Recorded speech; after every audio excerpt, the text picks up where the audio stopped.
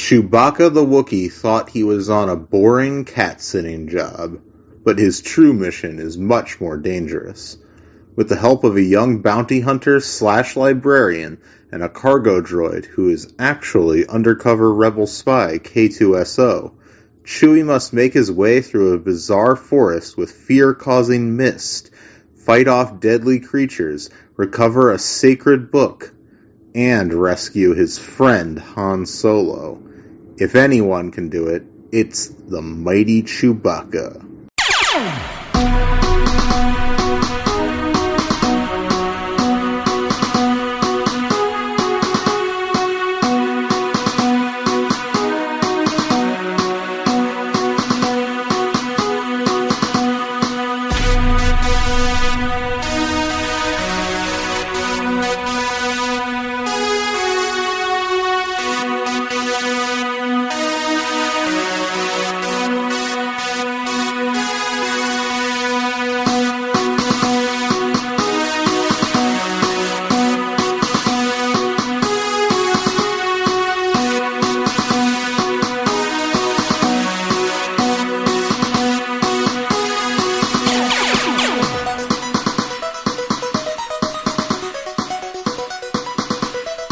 Hello, younglings, and welcome back to the Padawan Library, the Star Wars Junior Novel Podcast.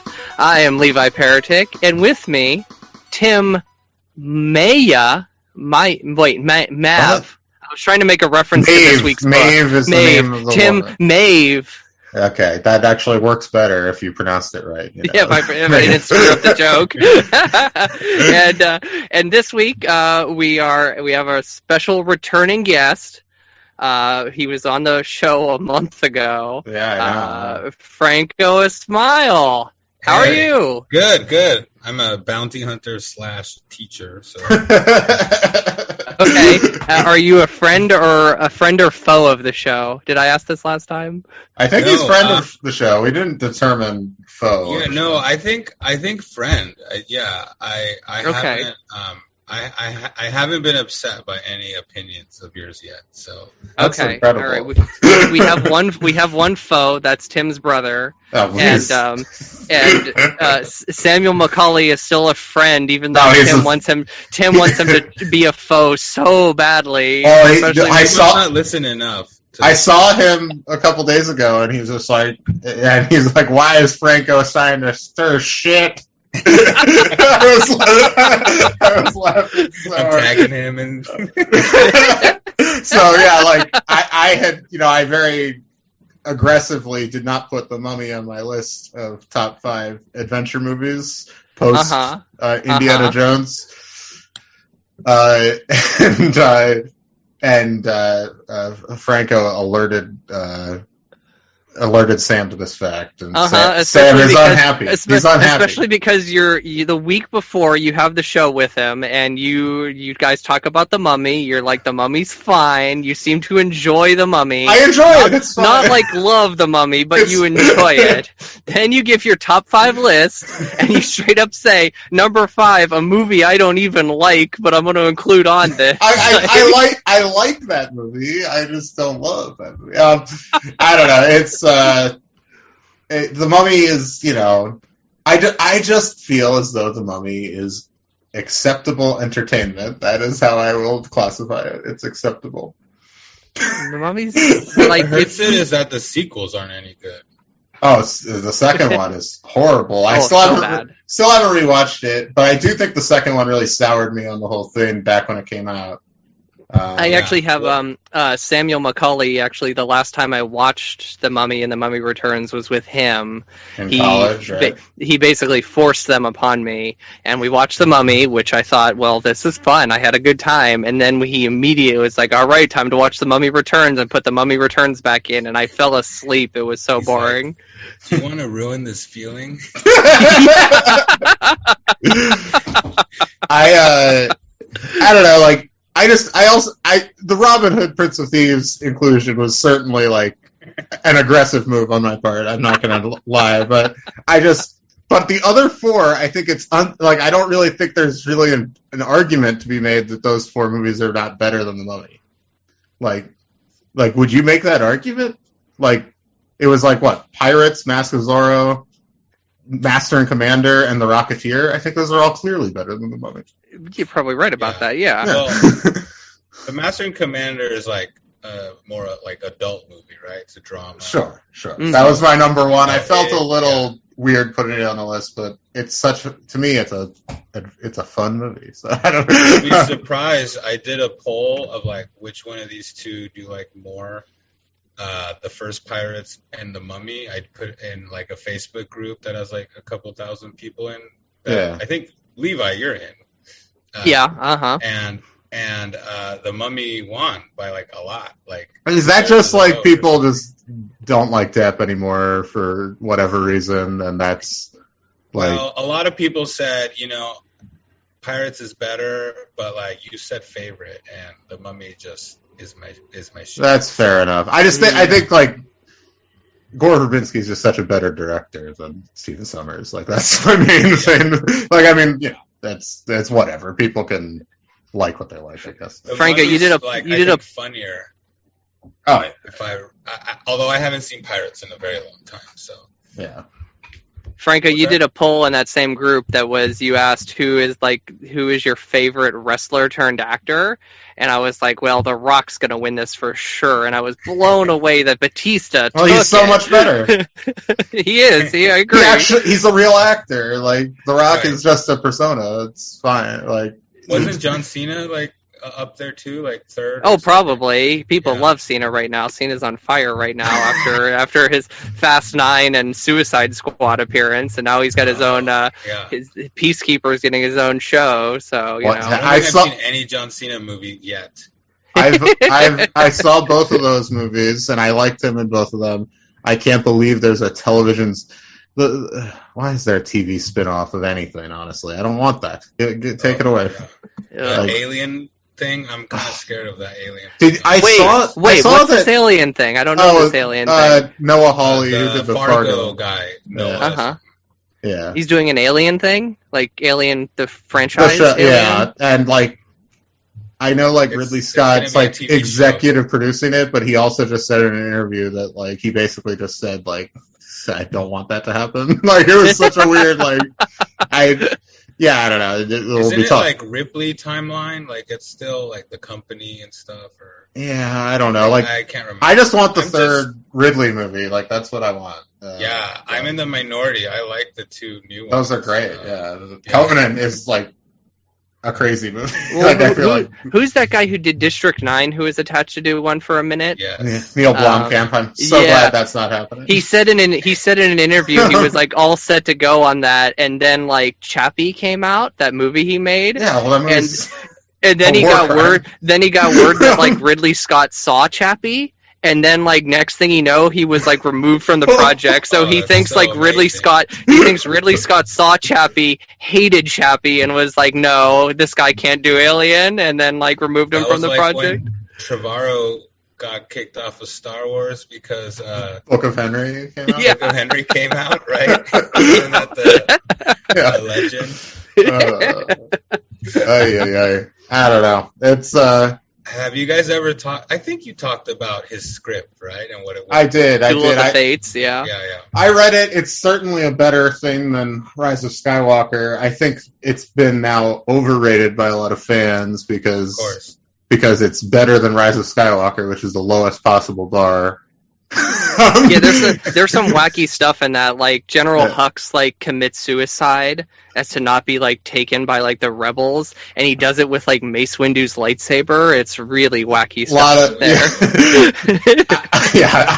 I think it's like a functional. The other thing is it wouldn't have happened because it has so much Leia in it, and it was written before Carrie Fisher died.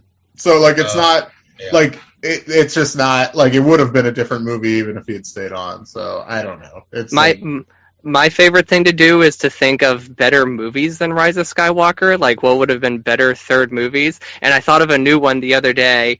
They have to go to Endor and they meet up with Wicket. So they meet up with Wicket. They have to find something and so they meet up with Wicket, and then right at the beginning of the journey, like Wicket falls out of a tree. They think Wicket's like dead, but somehow like Wicket survives, and Wicket like continues the quest like on his own. So like Wicket has this whole side arc going on, and he like at the very end he comes to the rescue and like saves them all, and they're just like, Wicket, you're alive. Well, I'll send this video along to Kathy Kennedy, and she can get that greenlit for you. So does the movie cut back and forth between everyone and Wicket by himself? And yes, when and Wicket, it's a good basically like the beginning of 2001 with the monkey suits. Is it like...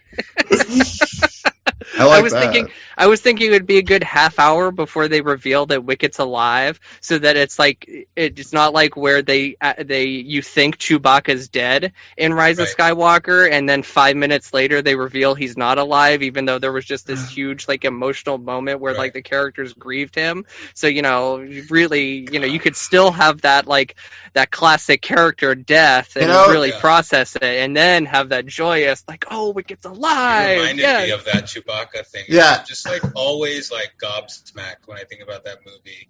Just how incompetent it just feels. Well, there are like that's the thing about it. I can't believe it. Like it's almost impressive how bad it is. Like it's I just think it's a 1 in a million chance that a movie with that many with that much writing out it could be that much of a failure. Not that like it was bad, like that wasn't surprising to me, but just like that it was bad in the way it was bad. Like it feels like almost unprofessional. Like it feels like it's so weird. Like I mean, yeah, I don't know. I don't honestly think it was like directed by like Sean Levi or something. Not slick. But even him though, like, is it your least favorite of the 11 movies? By far, without a doubt. I mean, I mean, we're more positive on most of the movies, I think, than a lot of people. Like, and I love Last Jedi, and I like Force Awakens a lot. Like, even though like it's not really my preferred, I just kind of wish they had like went further in the timeline and just had the new focus entirely on new characters from the beginning. Stupidly, I thought that's what was going to happen when Disney bought it. I was like, oh, cool, the Force, lightsabers, aliens, it's going to be great. And then they announced all this stuff, and I was like, well, I think even if you do like, since this is an audio medium, Franco just sneered as he said that. Well, the thing is, even if you like, you're just not going to come up with a satisfying story for most viewers for any of the original characters, because it's just like you're talking about 35 years at that point of like people investing themselves in these characters like entirely, and like maybe that's ridiculous, and like we can talk about how like ridiculous fandom is and stuff, but that's what it is, and you have to acknowledge that you're just not even it. Like, I really like Last Jedi, and I don't really have a problem with the Luke stuff as it exists in that movie, but like it's undeniable that it undercuts the ending of Return of the Jedi, however you might feel about Return of the Jedi. So I just like I get why people didn't like it. They obviously went crazy and overboard, and the internet's stupid, etc. But it's like, but then the thing about Rise of Skywalker that's crazy is it's like, let's just pretend as though like that movie doesn't exist, and basically try to make a sequel where the events of Last Jedi happened, but it's really only a sequel to Force Awakens thematically, and it's just like it's just trying to do like an absolutely insane thing. I don't understand. Yeah. And the Rose character is like so written out. I hate that. That drives me crazy. Rose, and then the Force connection between Rey and Kylo is the only thing that like really jumps. Well, that's the only thing that Rose doesn't jump over. She's just there. She's in the back. She's there. No, but the Force, that stuff is the only stuff that has any juice in Rise of Skywalker. Is the stuff that is directly from that's the Kylo Rey stuff, like which I know people hate, but like that. I love it. Pick up on that energy. I love that. That's weird. That's fun. Yeah. But it's just like Yeah. Like, oh, this is interesting. He's gonna be the Emperor-ish. Like, he's gonna be a big baddie, and he's not gonna get redeemed. And like you know, there, I thought there was a lot there. Like, he would go way darker, right?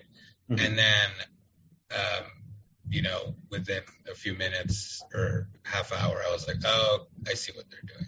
Yeah, They're like gonna make them kiss at the end. Yeah, well, I actually think I have complicated feelings about the Kylo character in general because I think Driver's great, and even in the third one, honestly. But it's like, Yeah. and I think his arc is the only character arc in any of the movies that sort of tracks all the way through. Like, whether you like where it went or not, like, I feel like his is the only one where I'm like, I can coherently understand what this character went through from movie to movie. But it's like, I thought that my thing, I thought there was an opportunity with that character to go in one of two directions. Either go really dark, I guess, and make him like more of an Emperor-like figure than a Vader figure, or like this would have been different in Last Jedi. But I always thought it'd be interesting if it was like the moment when he kills Snoke, like that's like not a false note. That's like he's actually like turning against the First Order, and then having to actually have a whole movie where you deal with the fallout of like, what does it look like for him to help the good guys with his past, and actually because like Vader dies right after he redeems himself, so he doesn't have to actually deal with the fallout of his life. Right. You know, so like it would be an interest. That would have been interesting, but again, I don't think Disney was ever going to make that movie. But it was just like, I was like, I'd be curious. What is like the kind of like actual, like, what does it actually take for a guy like that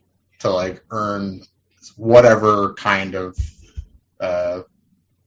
redemption, at least personally, that he can. Like, if he had been, but because then he'd be like in prison the whole third movie, and that would have been like an interest, like make him like Hannibal Lecter, but like, quote unquote, good guy Hannibal Lecter. Like, that would be an interesting.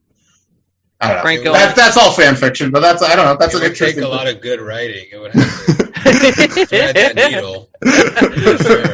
Writing beyond from the writer of Batman v Superman: Dawn of Justice. So. That he was the co-writer. He was the writer on that, and he caught a lot of flack for that too. So I was always just amazed that they hired him to do that. Well, he won an Oscar for writing Argo, which is like a serviceable, fine script. And so, but like then people were like, that means he can write anything. It was like, it's a lot different, like making like a serviceable political thriller loosely based on real events, like writing that as a spec script and then getting it picked up by George Clooney and Ben Affleck is who probably rewrote it completely, by the way, is like a totally different like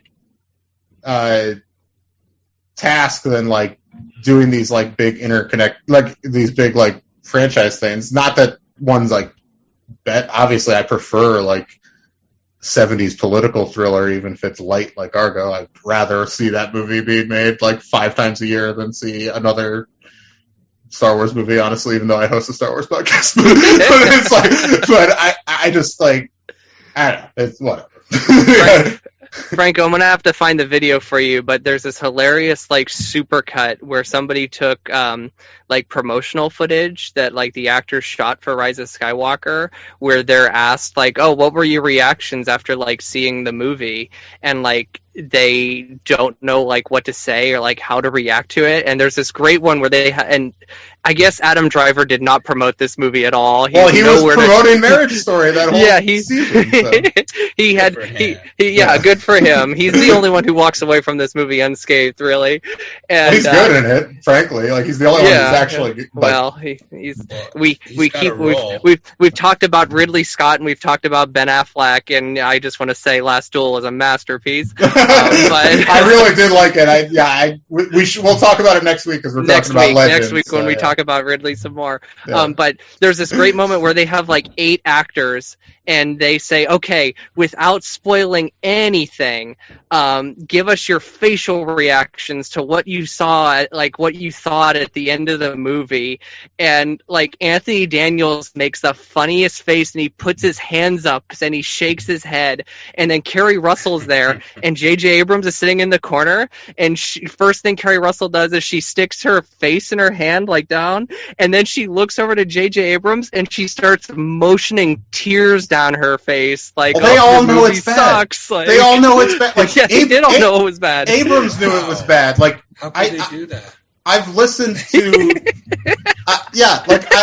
I heard Abrams on some podcast and he doesn't just straight up say it's bad, but this was like recorded this year and he doesn't say anything specific about Rise of Skywalker, but he's like, because he's like doing some pilot or something, he's doing a show for HBO, and he's just like, I'm just so excited to not have to deal with a pre-existing thing again.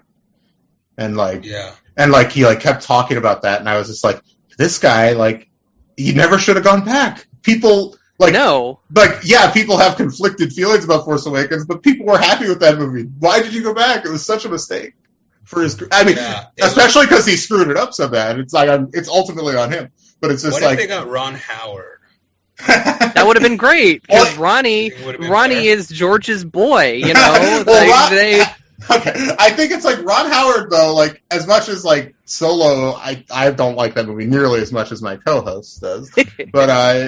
But like, there's a shout out to Solo in this book too. Yeah, well, this is I think came out when Solo came out. Anyway, so it's like promotional material. Yes, basically.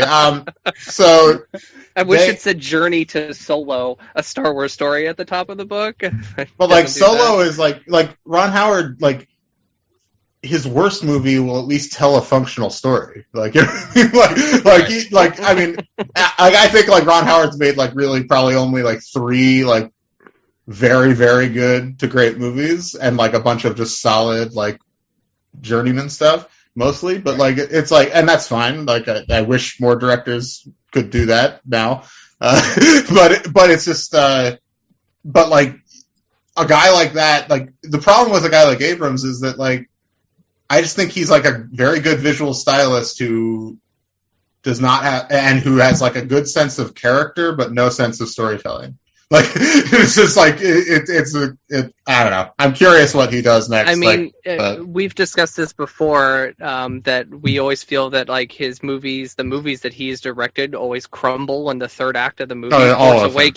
Force Awakens crumbles in the third act of the movie. Super 8 crumbles in the third act of the movie. The closest he's gotten, the 2 movies he kind of lands are Mission Impossible 3 and Star Trek, the first one. The third one. The second one is one of the worst movies ever made. Oh, not quite, but it's better than Rise of Skywalker somehow.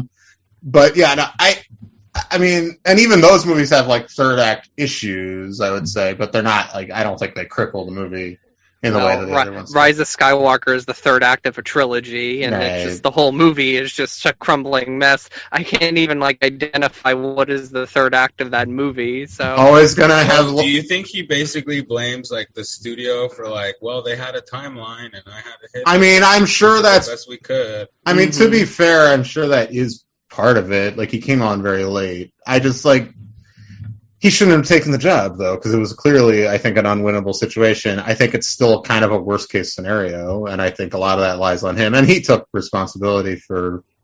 Right. He was very vague in general. He wasn't referring directly to it. He's like, some of the movies I've made have been great experiences and turned out well, and others haven't. He's just like, ultimately, like, you know, it's not anybody that worked on the movie's fault. Like, I'm the one who approved all the choices. And so I was like... So it's not like he was taking responsibility for it, but he just sounds like so exhausted by the experience. I'm just curious what he does next, but like, I just can't imagine there being another Star Wars movie that bad. Like, I just don't think it's gonna, like, even, there's gonna be movies maybe that are less interesting. Like, they could go in a more generic direction, like a more MCU kind of like. The thing I've kind of liked about this era, the Disney era of Star Wars, is even though I don't think these movies are good, really, most of them, other than Last Jedi, really, like, I do think it's like they just feel like more distinctive than like a lot of other franchise movies of the same era, certainly other Disney franchise movies. But like it's undeniable that I think that's definitely when they get back to making Star Wars movies, they're going to try to go for a more like MCU kind of model where there's like a high floor, low ceiling situation. Yeah, and like a more of a. I mean, I guess they've had the cinematic universe since the prequels, but sure. like just having them. If Solo was more popular, right? Like if it had made more money, right? They were gonna have that Boba Fett movie and young something or another. I mean, now it's just I wonder what they'll do with movies. But I mean, the only movie I think that they like has been announced like that we know supposedly is happening is this Rogue Squadron movie. What's his name? Waititi. No, this is Patty Jenkins, the one. Yeah, but he has a movie coming out too. Yeah, but after Patty Jenkins. Yes, there are directors. Ryan Johnson still technically has a trilogy supposedly in development. I just like those. He's got to finish that Knives Out trilogy first. Yeah. We'll see, but like there are people attached to developing stuff, but the only one that has been announced, like what it is, what's the project, is this Rogue Squadron movie. Which seems like a standalone. So I don't know what their movie strategy is going to be going forward. I wonder if actually the movies are going to be like basically standalones from this point forward, and they'll focus all the universe stuff on the Disney Plus shows and stuff. Mm-hmm. Because the Mandalorian's the big thing that's actually still perpetuating the Skywalker storyline, essentially, because it's set within the Skywalker storyline. Well, they're all set within. What are you talking? Everything's set within the same timeline. What are you that's talking true, about? But it's the one big thing that's still like within it's in the big it's between the original trilogy and the sequel trilogy. It's the bridging between those two. Oh yeah, we'll see how much they get to. And that. Luke Skywalker shows up, so. Oh, spoiler alert, Frank. You that. probably knew that already. I heard about it. Yeah. I don't know. He's not going to be like a character, though. I can't imagine. I hope not. Anyway, we've talked about that. I don't want. Here. I'll change the subject. I got a Tim. I have not shared this with you yet, right. But I found a shirt at Goodwill. Okay. I think you're going to really like it. I'm actually wearing it today. This is why I'm talking about it. Oh, that's a Marty shirt. Young Marty Scorsese on there. Oh, that's cocaine Marty right there. Very cocaine Marty. I haven't figured out what movie it is yet. That's from, I think that's from Raging Bull, from the set. Okay. Mm-hmm. I'm pretty sure. That's like peak, yeah. Well, that's like right after he supposedly quit cocaine, right then. Right.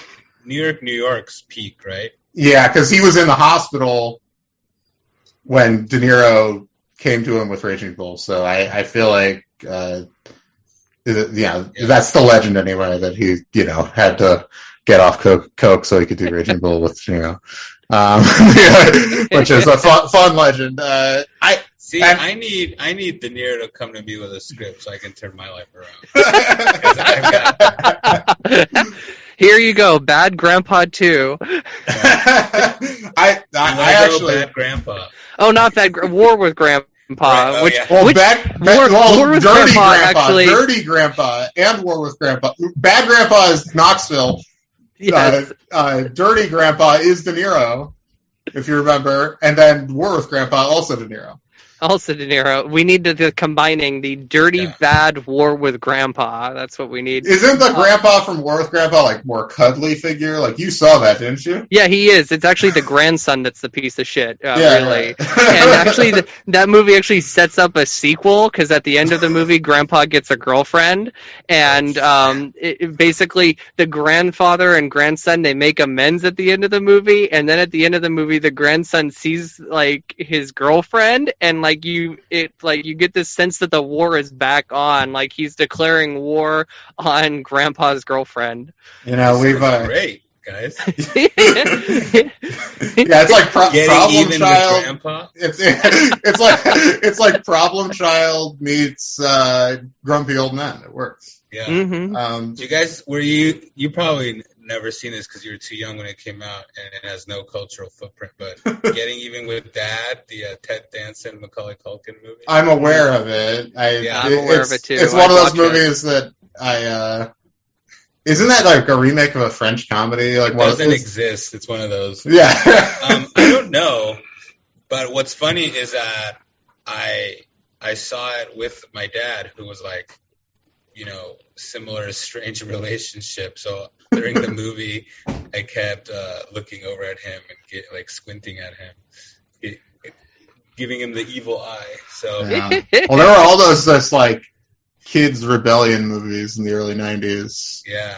It was such a weird. Taylor Thomas and Chevy Chase, where he's the new stepdad. Oh yeah, what that's that called? Like Man of the House. I've seen that. Yeah.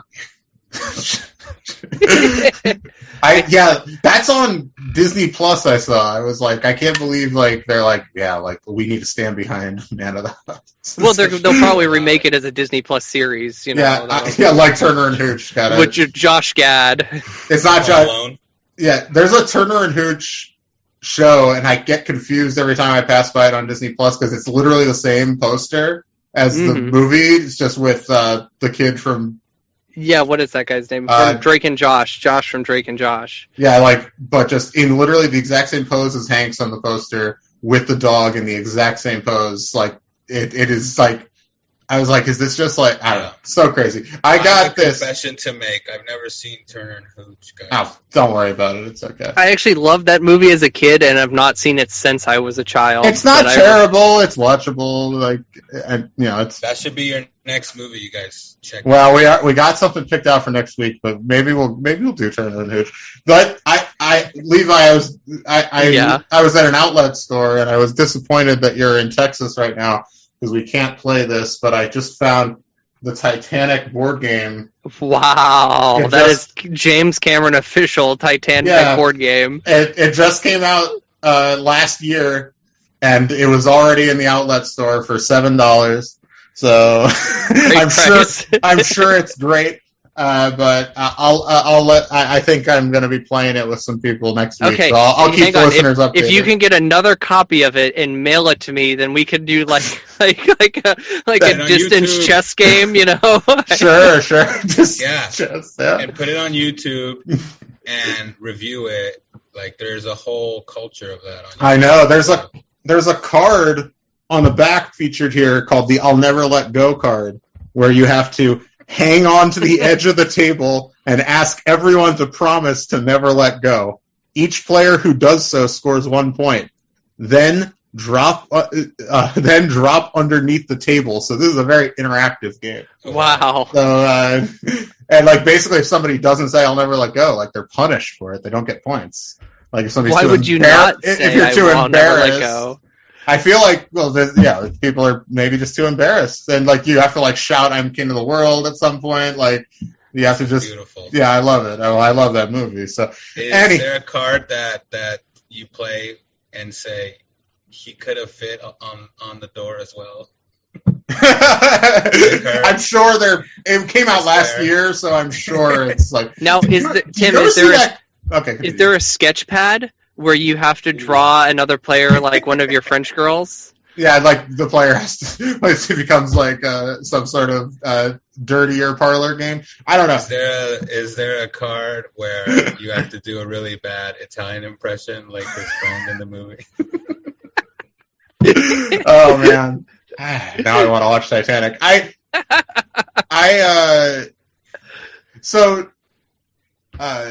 Before we should probably transition to talking about Ministry of Fear, but I had something else. Now it's faded. Is it Lego related? It's not Lego. I'm on puzzles. It's a cheaper hobby that fulfills the same thing. I'm doing a Nightmare on Elm Street puzzle right now, and very nice for the spookiest of seasons. Indeed. So why aren't there any spooky Star Wars stuff? There a Halloween special and stuff. It's weird. There is the Lego Halloween special that just came out. Yeah, that's right. That's what's on my mind. My kids are way into the Lego theme stuff. They found it out through Disney Plus because I was like, let's watch Star Wars. We're gonna watch Attack of the Clones. Oh, by the way, about 20 minutes into Attack of the Clones, they were both scary and boring. And then I haven't been able to get them back. That's fair. Fair enough. I'll say. Well, I mean, if they think that's Revenge of the Sith is going to be too scary, right. So I mean, it is PG-13. Seeing the Lego stuff, And there's this Lego show called Droids, which is just C-3PO telling you about the original trilogy. And like you see, it's basically like a abridged greatest hits version over like 5 episodes or 4.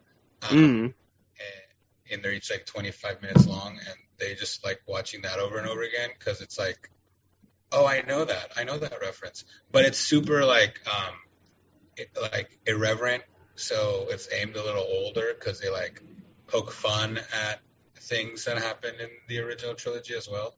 Sure. But, yeah. No, like I didn't see. I still haven't watched. They did the Lego holiday special Was that last year or the year before, Levi? I think that was last year, actually. Yeah, but where apparently isn't it like a parody of the actual Star Wars holiday special? Like, no, it wasn't that. That's something. Unfortunate. I don't remember. I remember saying they would have to acknowledge it exists, right? Right. And only the Boba Fett cartoon is acknowledged. So that's on Disney Plus. You can watch the Boba Fett cartoon with them. I don't know, but this book. Well, hang on. Well, this book we read today acknowledges the holiday special canon because it references Chewie's son in the book, Lumpy. Yeah. Oh, right. That's true. Lumpy. So Lumpy and Mala, and then what's his dad's name? Scratchy. Yes, I believe so. And there's the one that watches porn. That's Scratchy. Scratchy's the porn watcher. That's appropriate enough, I suppose. Such a weird thing. I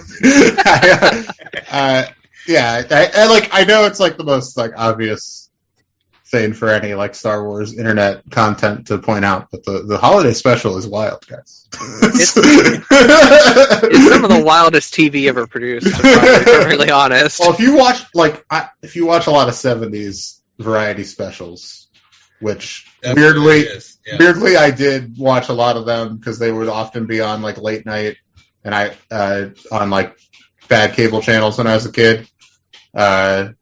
And I'm up really early in the morning and always have been. So I've seen a lot of stuff like that, and like it's not actually that different from a lot of those, but it's just so weird to apply it to Star Wars. It's just such a strange thing. Well, that year Blazing Saddles in it, right? The villain, I forgot his name. Oh yeah, extra arms and stuff. Yeah. Well, that year also Carrie Fisher did the Ringo Starr did a TV special, basically a TV movie called Ringo, which was a tie into his self-titled album Ringo. It couldn't. If it was that same year, it couldn't have been because that Ringo came out in 1973. Oh well, they just called it Ringo. I remember they used the art from the Ringo album. I'm sure they did. It's his only good album. But Carrie Fisher plays Ringo's. Well, he doesn't play Ringo's girlfriend. He plays Ognor Rat's girlfriend. Ognor Ratz is a man who was born at the exact same time as Ringo Starr was, but in America, and Ognor Ratz is just Ringo Starr spelled backwards. But anyway, Ognor and Ringo meet, and they're identical. They're identical children, and they meet, and Ringo's just like, "Oh, my life's so hard," and Ognor's like, "Oh, my life sucks." So they switch places, and it's this whole thing. So it's like a Prince and the Pauper thing, but yes. And Ringo, there's this hilarious moment where Ringo he's having this horrible time on a soundstage because he can't play drums or something, I can't remember, and he like walks out the back door and he's like overlooking the city street and there's just people walking by and he just goes, "Oh, the lonely people, where do they all come from?" Oh my god, what a character. He's your favorite Beatle, I feel like. Probably, yeah. You're like, he's the best songwriter. You think he wrote the best song. No. Have you listened to it? I mean, Garden, dude.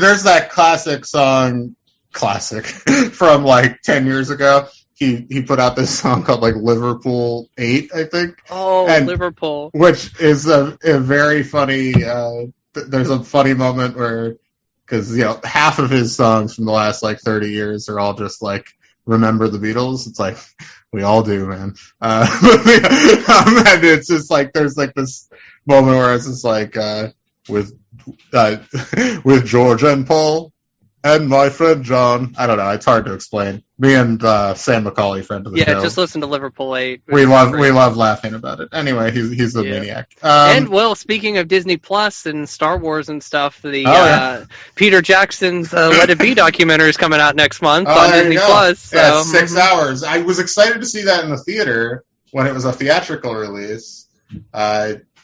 But I'm also excited to see more footage, I guess, so whatever, that's fine. There's I saw at Target yesterday, too, there's a new book called Let It Be. It's the new deluxe edition. It has, like, new mixes and stuff. Like, I mean, they did this 20 years ago with the Let It Be Naked. Well, what I saw yesterday was, like, a full book. Like, full hardcover book. They've been doing big reissues of the albums the last several years. Oh, for, like, the 50th anniversary. I mean, this is the 51st anniversary. I guess they just pushed the release because of COVID or whatever. What about, did you guys see the Let It Be movie from a long time ago? Yeah, I've seen it. I have not. Yeah, this really good. I did like it. Apparently it's coming out again, like, as part of the deal to make this new thing that Peter Jackson's doing is to put out the original thing again. So because this is the thing, like, they said, like, over 50 hours of footage was shot during this. Right, and like that. Yes, a lot. And so basically, that film is like about the kind of like the end of the Beatles, the breakup. It's like shows like John in the grip of heroin addiction, basically, and Paul being very naggy, and all that. And like supposedly, anyway, this Get Back is gonna have like the lighter moments where you're like you can still see that they. We're a band or whatever, which I believe it like that. Obviously, it's more like they were still together for a full year after those sessions. Like I'm sure, like there was some lighter moments going on, and obviously there was motivation with that film to make it like with Let It Be, the film that came out at the time, to kind of like put a real period at the end of the sentence of the band. So I'm curious to see them as contrasting objects. I mean, that one hasn't been legally available since Laserdisc, I think, so I'm glad it's coming out again. I saw it in college. Like, we downloaded it on Kazaa or LimeWire. Right. Yeah. But, yeah, I guess... Speaking of illegally watching something because it's not available... Wow. Good. Thank you.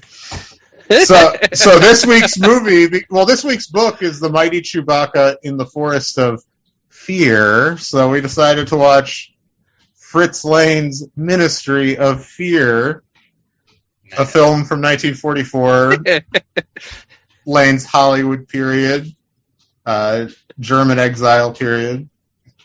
So, based on a Graham Greene novel of the same name.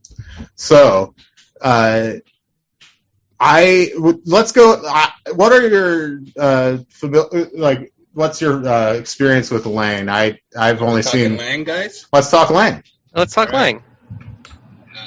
Should I go since I'm sure? Yeah, go ahead. Okay. Sorry. No. I just had some coffee, so you're fine. And I got a text about some good news. Good. Okay, so. Oh, I just got a text too, and it was just like they're out just every day. It was pretty casual. Okay, great. That needed to be shared. Congratulations on your good news. Well, I was just thinking it was ironic. We both got texts at the same time. We're states apart. We're spanning all across this nation today. These are millennials. We just can't not be texting. Dude, what are you doing in Texas? Don't you live in Pennsylvania? I'm working in Texas. I got a job down here, so I was in. I spent a winter down here in 2019, and then I went back to Pennsylvania for winter of 2020. It was cold, and I didn't like it, so I came back to where I was working at before. So they offered me disrespectful on the cold thing. God. You're wearing a sweatshirt today. I can tell it's cold there. So. Yeah, it's 50 degrees. Beautiful. It's I live in the Northeast. The Northeast, baby. Levi is such a traitor, dude. It's like, I hate to break Levi's freaking sweating. Look at I am just so moist exactly. today. That sounds terrible. And I don't have to be represented by Ted Cruz, so I feel good about it. I'm not a Texan. I'm still in my Pennsylvania citizenship. Okay, great. Citizenship. I hate to. We'll get into Fritz Lane and Ministry of Fear, I promise. But I also just got a text from friend of the show / foe of the show, Sam McCauley. Oh fuck! Hayden is confirmed to be in the Ahsoka show now too. Fuck. That's the text. Wow, that is big news. Or a bad fuck? That's a good fuck. That's a huge fuck. Because Ahsoka is Anakin's Padawan, so theoretically. Like Hayden Christensen? Yeah. Yes. So that means is this animated? No, this is live action. So yeah. So there's this whole character named Ahsoka Tano who's introduced in Clone Wars as Anakin's apprentice. Okay. Yeah. And she showed up in Mandalorian live action, and now there's going to be a spin-off with her. I'm not sure how Anakin shows up in that, though, because that's way later, but probably Force Ghost, I guess, Anakin, so that's interesting. Yeah, because Darth isn't... Oh, no, he's dead. Yes, he's dead at that point. But Vader's Force Ghost at the end of Return of the Jedi is now Hayden, as we all know. So, wow, that would be... Wow, I'm already crying thinking of that scene. We'll talk about it when it airs. I just thought it was worth sharing since it's breaking news. It's like the Mario news a few weeks ago. We got it on the air. Pratt is Mario, in case you didn't know. So yeah, that's one of the craziest moments. We broke that news on the air. It was during a book review. You might not have heard it. So, yeah, but that's where I got the news from. Oh, good. I'm happy. All right. I was scrolling through my news, and then I got you guys. So Lang, Fritz Lang. Lang. I'm trying to think. My first movie of his, I came to him late. It was Metropolis in the theater. Oh, that's awesome. And it was the restored version that they from 15 years ago. That one. No. It in the last 10 years they found missing. Oh, that's what I meant. The last big one that came out. Yeah. And for those of you listening, I just put in an Easter egg when I said missing reels. Wow, I totally missed that. Oh, I appreciate that. Okay. So that movie, I was like, "Oh, this is super cool." Then I saw M, which I adore. That's a great movie. Yeah. And then I saw The Big Heat, which I think is really good. It's a noir. And then I saw. I was going through I decided to see 20 Henry Fonda movies. Oh yeah. Just randomly picked them with a friend and we did it. And so he was in this 1937 movie called You Only Live Once. Right. With Sylvia Sidney, who is the grandma in Mars Attacks, and she's also in Beetlejuice, the woman who smokes and it comes out of her throat. She's really old, right? Right. So she was this leading lady in noirs and crime films in the 30s. And it's wild to see her when you know who she ended up being, because she looks like a younger version of obviously. That's great. Yeah. and then today I saw Ministry of Fear. So I haven't seen any Silence except Metropolis. I want to see the Mabuse movies, but I'm really scared of a 4.5 hour silent movie. Yeah. I'm similar. I'm in the same boat basically. I've seen Metropolis, but it was before that restoration. I saw it back in high school, so I should revisit it. But obviously, that movie's really cool. I've seen M, and I may have seen The Big Heat. I'm not positive on that. But if I did, it was when I was 13, and I don't remember it all. I've seen Metropolis. I've seen both versions of Metropolis. I watched the restored one recently, and I thought, you know what? Could have done without that extra 40 minutes of footage in there, because that movie's really long. still a masterpiece. And also, I found out recently there's a German film museum, and they have the Metropolis set Yeah, there. I've seen that. And it's like lit like it is in the movie. And it like I was on Facebook one day and I was scrolling and I saw, I'm like, oh, there's a still from Metropolis. And then I like stopped and looked at it again. It's like, no, that's from the museum. So I've seen Metropolis M, and then I've seen his other silent movie, The Woman in the Moon, which is, I feel like a movie. Isn't that movie 4.5 hours long? It's longer. It was on TCM one day, so I think it's like 2.5. I was just looking. There is like I think a 90-minute release, and then like a full like restored version that's like 4 hours. Okay, so you probably saw the shorter one. I stretched it over 2 days. I know that. Okay. It was a movie that I thought like Nolan probably really likes because all the characters are dressed like Christopher Nolan characters. So like the main character is in like a real thick sweater turtleneck the entire time. But the concept of that movie is that they think there's gold on the moon, so they shoot off a rocket and they go to the moon, and there's no actual like science to any of this movie at all because they just get off at the moon and they're wearing their sweaters and dresses and whatnot, and then they find gold on the moon, but then they're like, no, the capitalists, they cannot have the gold, like we can't prove to them that there's gold on the moon. But it becomes like this whole like there's like I remember there being like a spy on the ship too, and there's this whole it's very, very funny. That's his last silent film, I think. I was reading about M right after that. I was reading about Lang a lot today after watching Ministry of Fear, and I think this is interesting.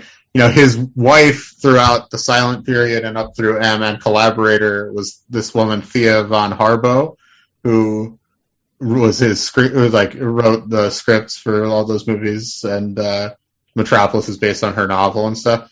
And when he fled Germany in 1932 after a meeting with Joseph Goebbels, where Goebbels wanted Lang to like head up their film division when the Nazis took power, and he's like, I don't want to do that, so he left.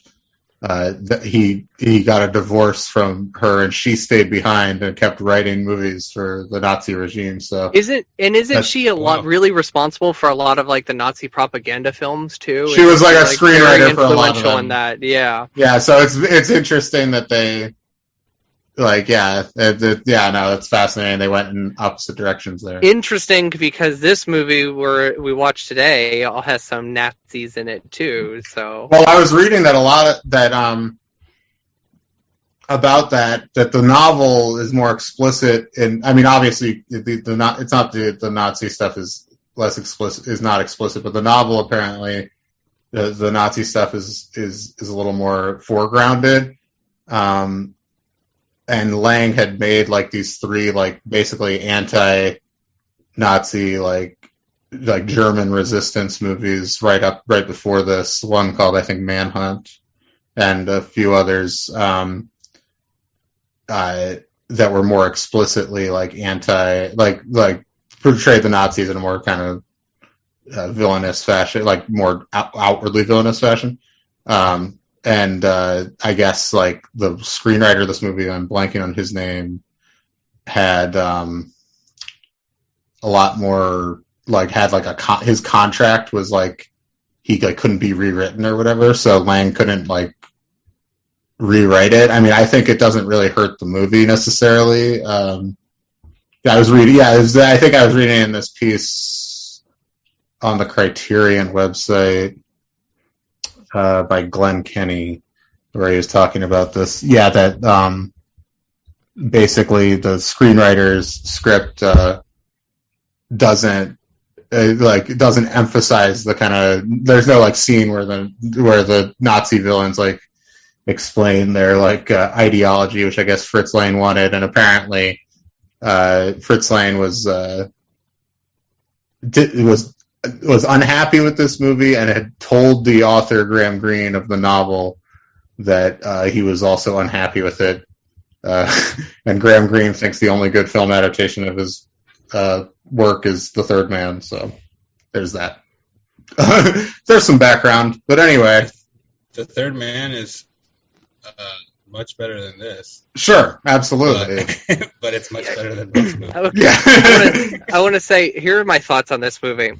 So I thought this movie started off like really strong, like right out the gate. It felt like it was like it had these Hitchcock elements, it had these Lynch elements. This guy gets out of an asylum. He goes to town. He's trying to, the guy at the asylum's like, "You better get out of town." He goes to the train station, gets to the train station, sees there's a fair going on, goes to the fair, guesses the way to the cake, gets it wrong, sees the psychic. Psychic tells him the way to the cake.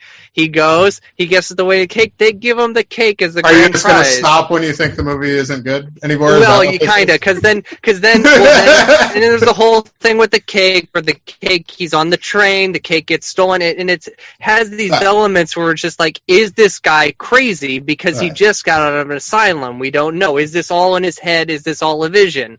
And then, yes, is this all a vision? What's going on here? I did not read it that way.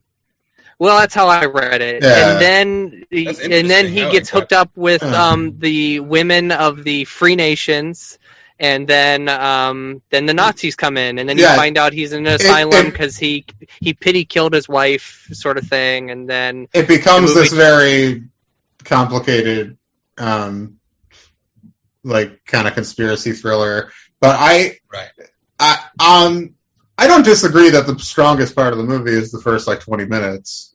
Like that's the most visual. Yeah, the most visually evocative, interesting stuff. The train, the carnival, but then the train sequence, especially, and when the bombing happens, like that whole section is really interesting. Mm-hmm. I was really invested in because this is during the London during the Blitz and all that. So, I think it's still pretty compelling. I think it's a compelling enough kind of spy thriller. I think it ends really abruptly. Well, the ending is not good. Hey, the ending is quite bad.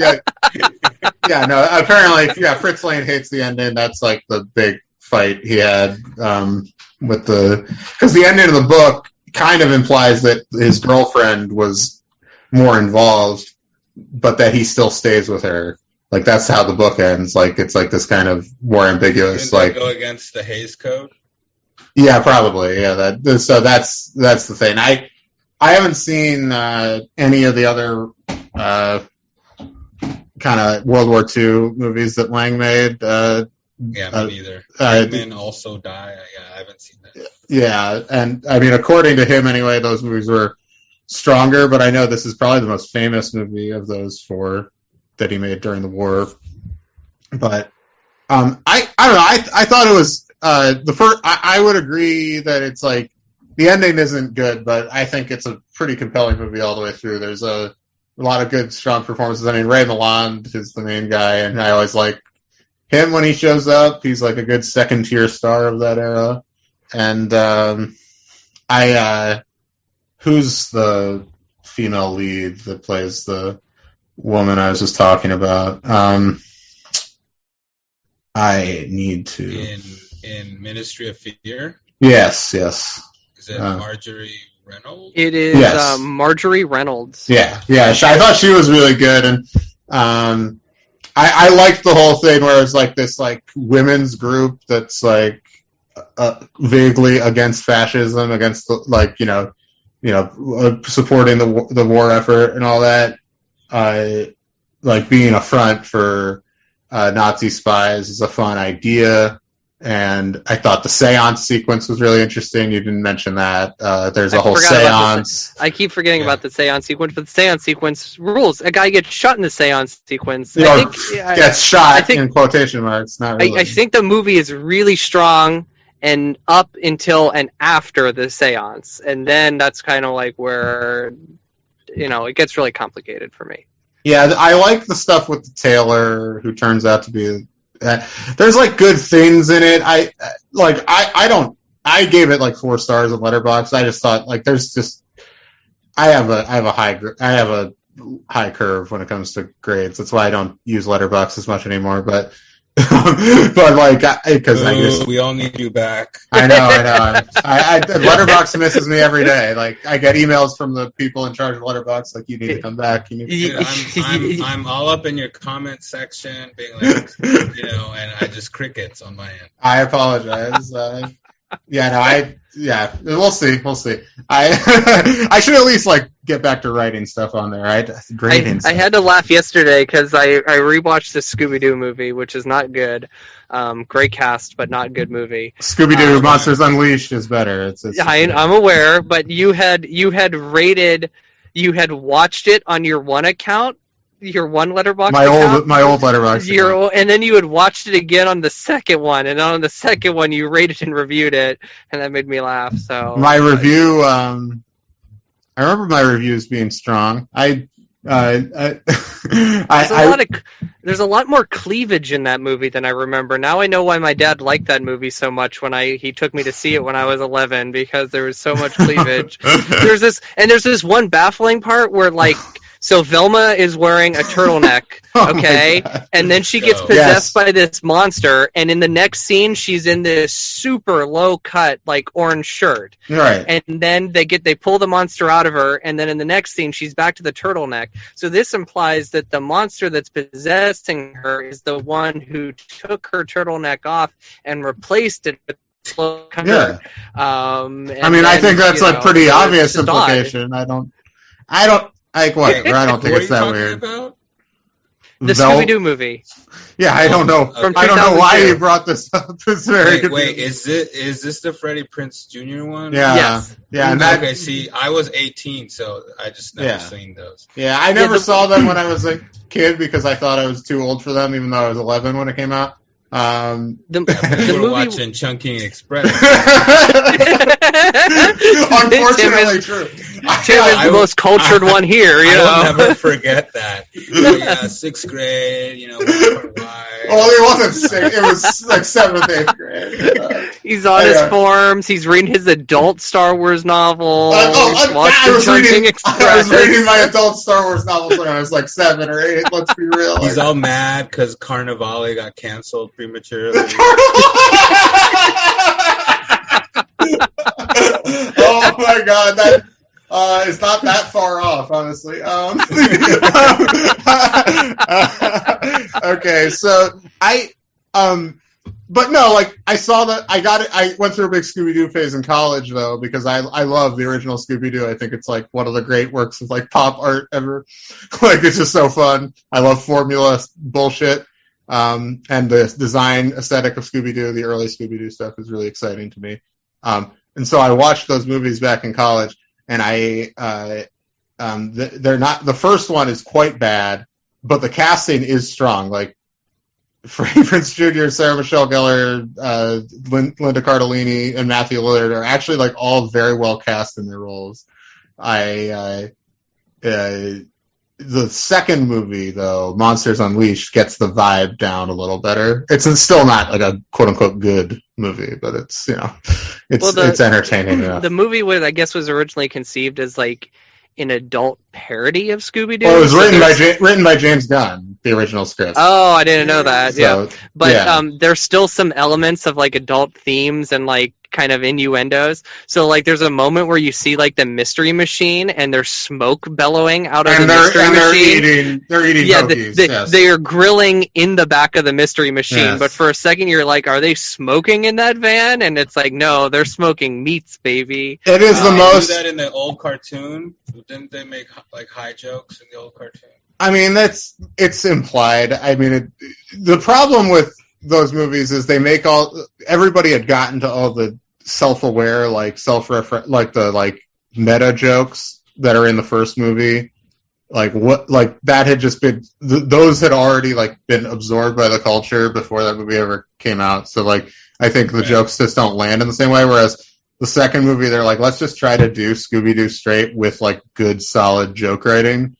And so that one I think is just a better movie because the villain of the first one winds up being Scrappy-Doo. So it's don't we all hate Scrappy-Doo and all that stuff, and it just feels very and he ends up becoming a giant CGI monster. They have to battle giant CGI monster Scrappy-Doo too. But the actor who plays Mr. Bean shows up in that movie too, and that's very fun. Rowan Atkinson, he's actually very funny, and he runs a haunted theme park. Spooky Island. Spooky Island.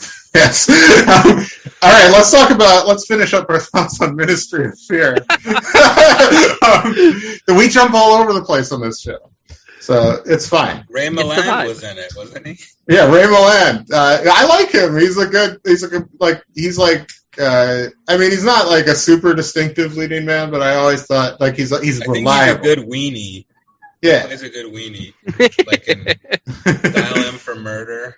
Oh, I love right? That. Isn't he the husband? He is, yeah. Yeah. And have you seen The Major and the Minor, Billy Wilder's first movie? I haven't. No, is it good? It's worth watching anyway. It's worth watching, but here's the thing: it's him and Ginger Rogers, right? Okay. And for some reason, she needs to go home, and she doesn't have enough money for a train ticket for adults, so she pretends to be a kid, and so she's a kid the whole time on this train, and then somehow she gets basically everyone thinks she's like 12, but it's also a romance by the end. Oh boy. Yeah. So, okay, now I get the major and the minor. All right, I get the yeah, because he's a major and she's a minor. Well, that was my guess from the title of the movie. He was a major. But she was like an adult when that movie came out, though, wasn't she? Yes. So that's weird. Young looking. Yeah, that's a weird. No, yeah. her character's an adult. She just pretends to be a minor to pay a child ticket on the train. Oh. And okay. Then, and then somehow they get connected, and she ends up in his military school that he runs. Okay. And so she's falling for him and isn't it Never Been Kissed in a way? That is similar now that I think, but yeah. she was pretending to be a high school student at least. Not that that's good. I don't know. It just feels slightly different than 12, I guess.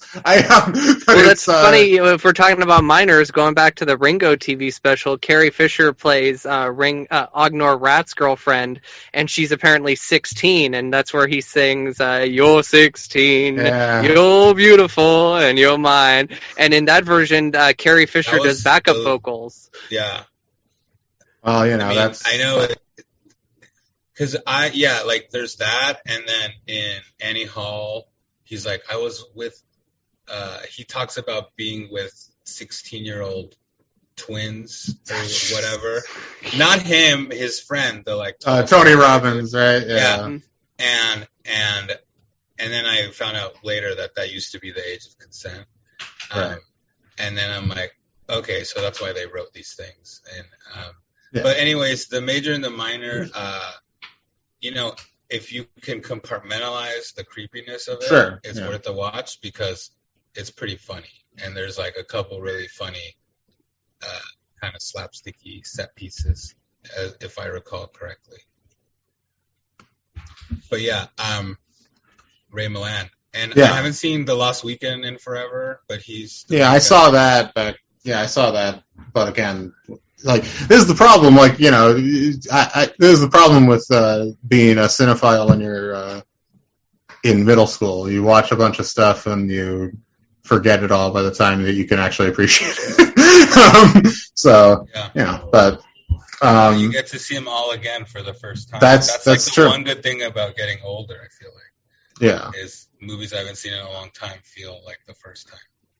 Absolutely. So, I don't know. I think I liked this more than I think I liked this movie more than you guys did. The ending did kind of it felt like it needed another 10 minutes if they were going to go with the way it ends. What confused me in the ending is there's a shootout with these the apparent Nazis, and then you see a guy in the doorway, and then it cuts, and then boom, they're just in the car, and they make the cake joke.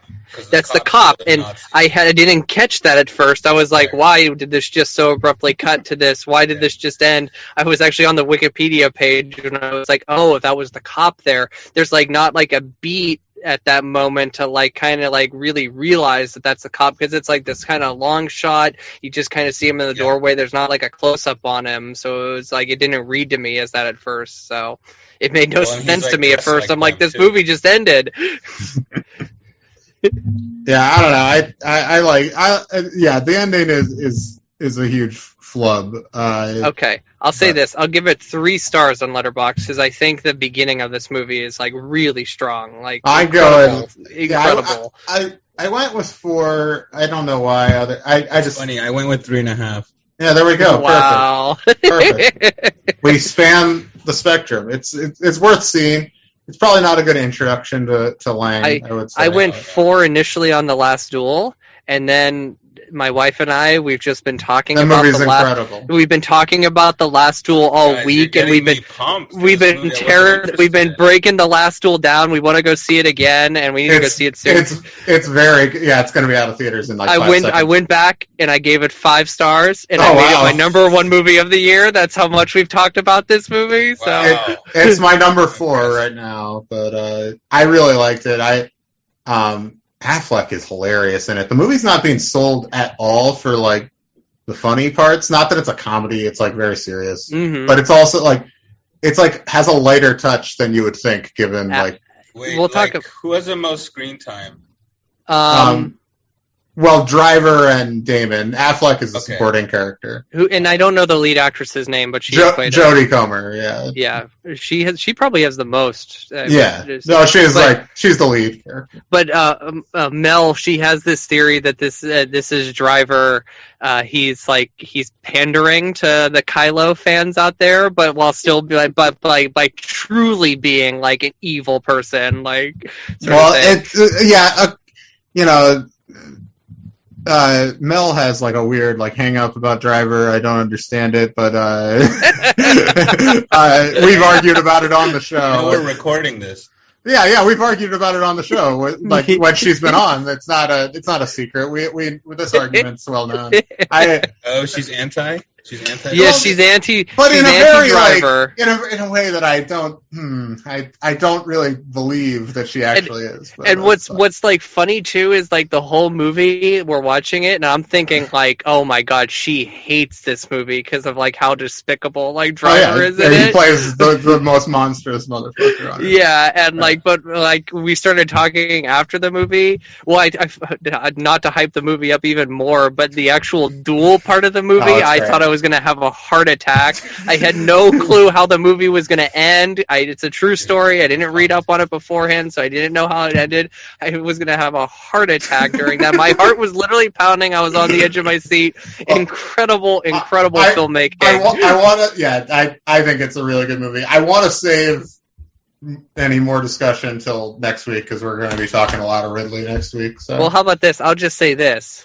I'm even more excited for House of Gucci now, but I don't think House of Gucci is going to live up to The Last Duel. Well, House of Gucci just looks like goofball bullshit, which I am excited about, but that's what it looks like. Yeah, I was more excited about that because I thought The Last Duel was him in that self-important kind of Robin Hood, No, I don't know if you guys like Robin Hood, but I didn't when it came out. I haven't seen it since. And I'm a much different viewer than I used to be. Ridley is one of these weird guys for me that when I was a kid, he was one of my favorite directors because he made Alien and Blade Runner, and I loved like at the time when it came out, when Gladiator came out, that was like perfect. Like this feels like an adult movie. There's enough artistry here that I can feel like I'm smart for liking it as a 10-year-old, but also but it's also even me at 16, whatever.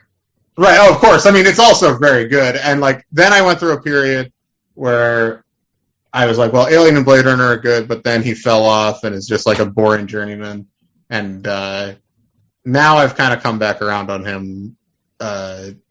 He has some bad movies, but I think, I don't know, I found this one, I just think it's I was expecting to like it because I like medieval bullshit.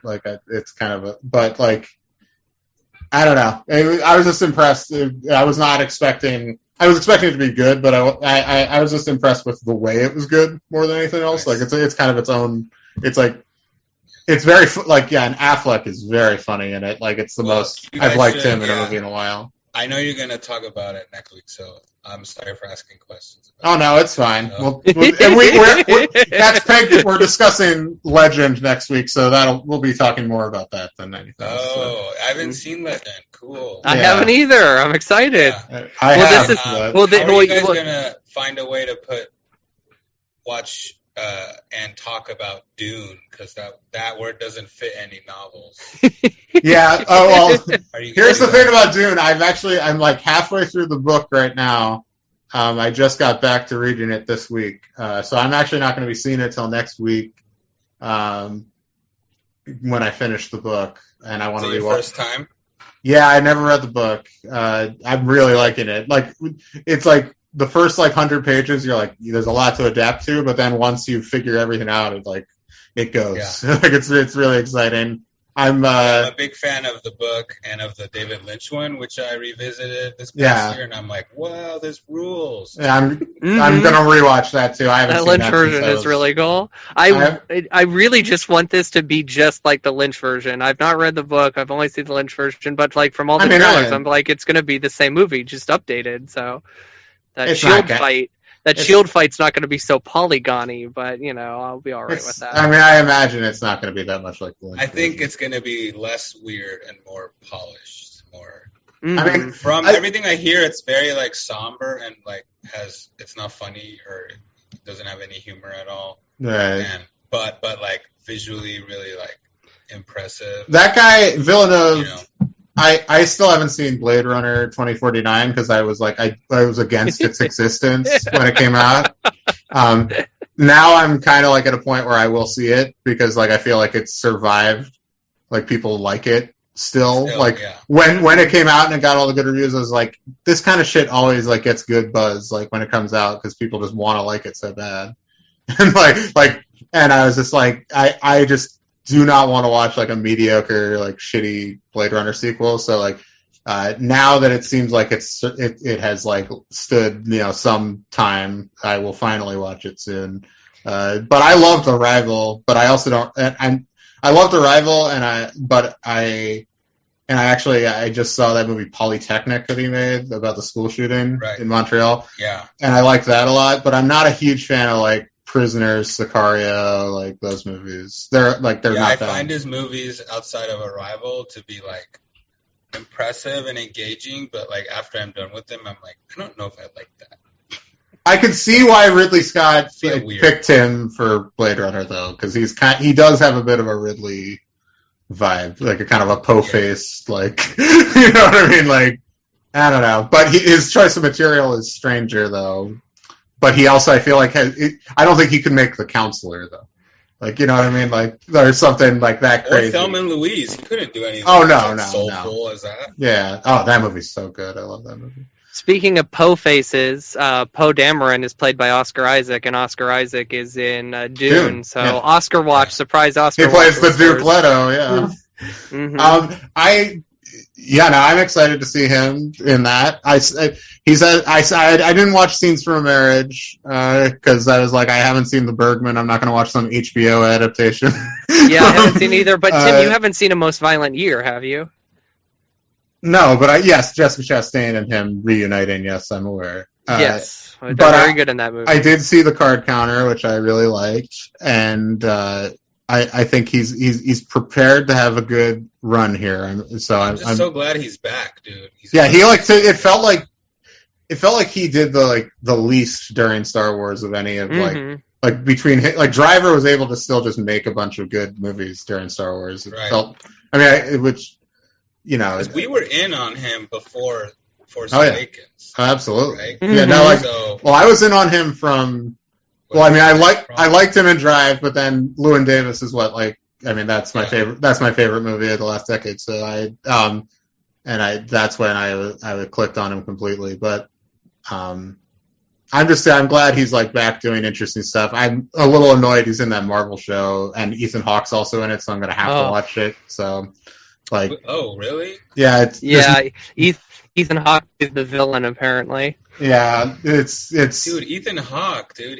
He's just being. Didn't he talk a lot of crap about about Marvel? Yes, he did. He probably did, yeah.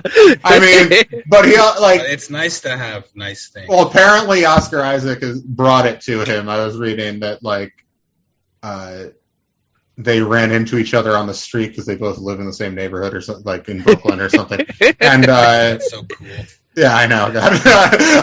And Oscar Isaac's like, I'm doing this Marvel show. You should be in it. So I guess that maybe they can swap Paul Schrader stories. A little bit of fun. But I was but still, I'm glad that and he's doing that Metal Gear movie. But I'm glad he's got a year where he's making somewhat interesting stuff right now. So. Mm-hmm. Yep. And yeah, he should work with Ridley again. He was in Body of Lies and Robin Hood. I feel like. Put Oscar Isaac in this Napoleon movie with Joaquin. Do that. That's the next Ridley Scott movie, right? He's doing a Napoleon movie with re-teaming with Joaquin Phoenix. And Joaquin Phoenix is Napoleon? Yeah, apparently. That's a weird casting. Wow, that's gonna be good. Yeah, he's Napoleon, and Jodie Comer from Last Duel is playing Josephine. So. Wow. And we don't know what part of his life it's going to focus on. I would assume it's pretty late because Joaquin's pretty old for the character. I mean, he's not that old, but Napoleon died in his 40s, I think. So yeah, but they can use that Irishman technology. I'm sure Ridley would love to get his hands on it. So. Hey kid, how you doing? I mean, I love the Irishman. It's my second favorite Scorsese. It's incredible. I don't know. I think the kind of the fact the effects don't work in the way that we are used to effects working helps the movie actually. But one of my favorite parts of The Irishman is there's the moment where Robert De Niro, there's that guy who he catcalls his daughter or something. He yells at his daughter or something like that, and Robert De Niro goes to the store and beats the man in the street in front of her, and the way he kicks this man is the most old man, stiff body kind of way. You can tell this is an old man here who is looking young. If you join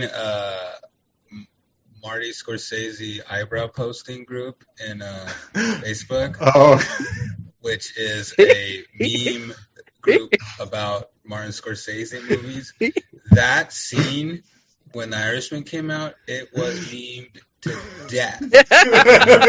It's funny you say this because back in the day in college, Tim started a Tumblr that was dedicated to Marty's eyebrows. It was only Marty eyebrow posts.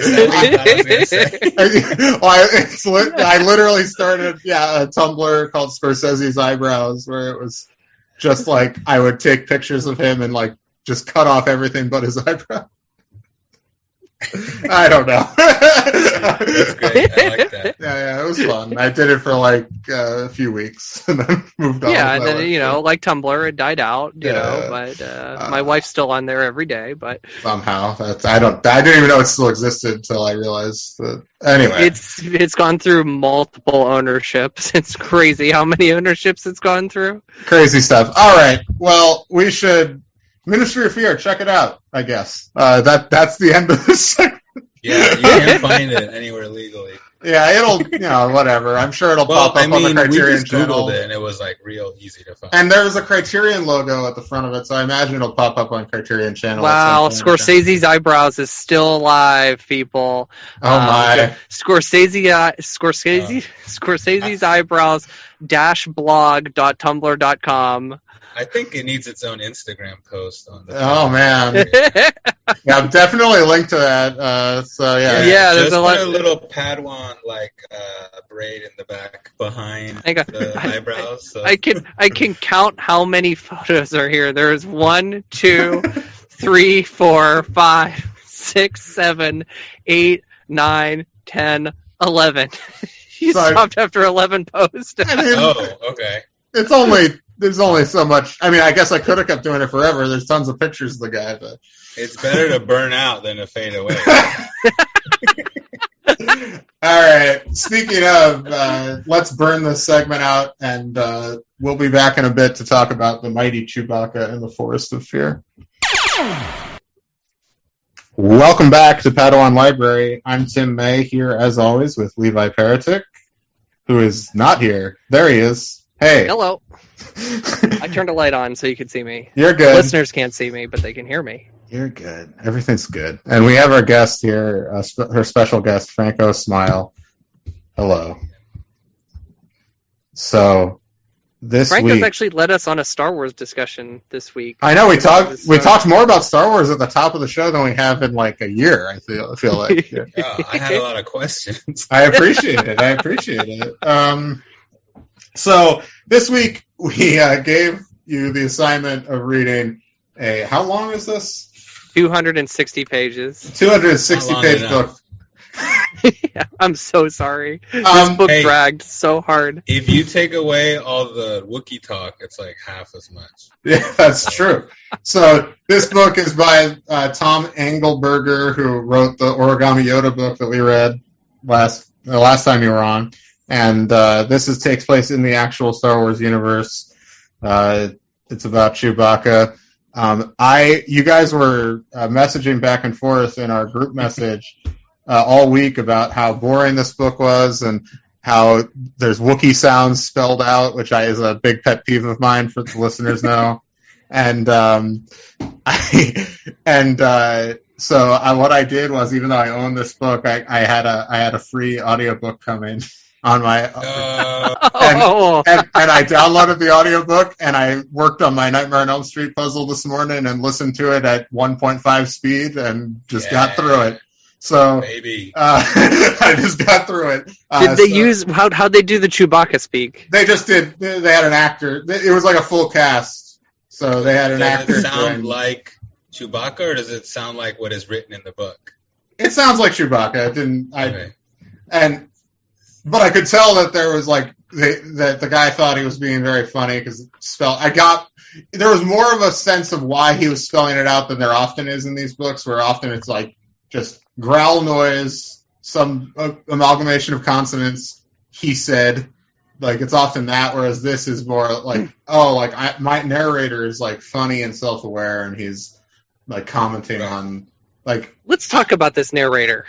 Well, I just want to make one more note about the audiobook and then we can move on, but the guy that did Han sounds like Albert Brooks, which is the weirdest thing.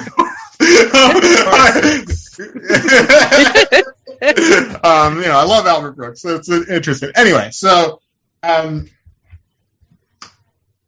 talk about the narrative. Let's hear your Albert Brooks. Do you got an Albert Brooks? Oh no! I can't wait to hear this because I don't.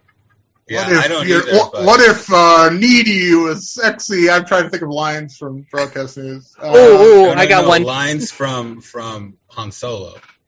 I can't do Brooks. I don't have a Brooks. Nemo. Yeah, you gotta, Nemo. You always. Hey kid, don't get cocky. There you go. That's good. All right. Fair enough. All right. Let's talk, the narrator. This book has like an omniscient narrator who is clearly is part of the Star Wars, is narrating it from within the Star Wars universe, but with the expectation that his reader knows. That, I don't know, it's hard to explain. Levi, you have something to say. The narrator, who is not named as a character, he is aware that, I would say, you're from Earth, or you're aware of the Star Wars universe and what creatures look like in the Star Wars universe, but he's just got an air of silliness about him the entire time, too. Okay. There's this one, we'll get into that bit later, the part where he's just like, you don't have to read this. But if you want to know, Yeah. Okay, let's just talk about it then. All right, so we have a character by the name of Maeve. All right, and this book is so willy-nilly with chapters too. A chapter There's will be 50 like chapters, not even a whole page of, it'll be like a chapter. So it's not nearly as long as you think it is, because like chapters are like a page, and then you have like a half page that's just taken up by the chapter heading. So. Oh, okay. Here's one that's not about Maeve here. Can you handle a big secret? I feel like I have to tell you now because if I wait until later, you'll be mad that I didn't tell you sooner. The cargo droid on the ship wasn't a cargo droid. K2SB was really K2SO. Yes, that K2SO. The Imperial droid that Rebel spy Cassian Andor stole and reprogrammed. He wasn't a cargo droid. I needed that, by the way. But, yeah, there you go. Yeah. I needed that. I very much appreciated that parenthetical. I mean, you can tell the tone is very similar to the Origami Yoda book, really. Yeah. Like it's very much written in that style, but with no context, which I don't really have a problem with. Like, if you know, Levi, you just started reading for the first time in your life because of this podcast, so you don't have a real broad literary schema. Dude. But of the pod to May.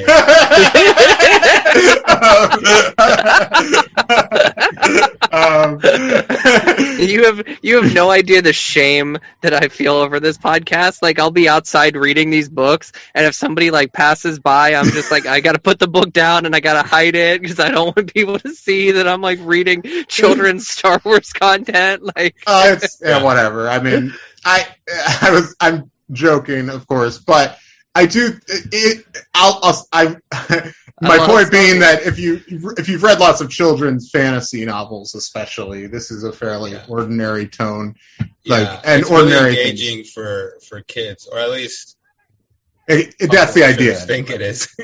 I think so. I mean, there are examples like, you know, where the narrator refers to the fact that they're telling a story.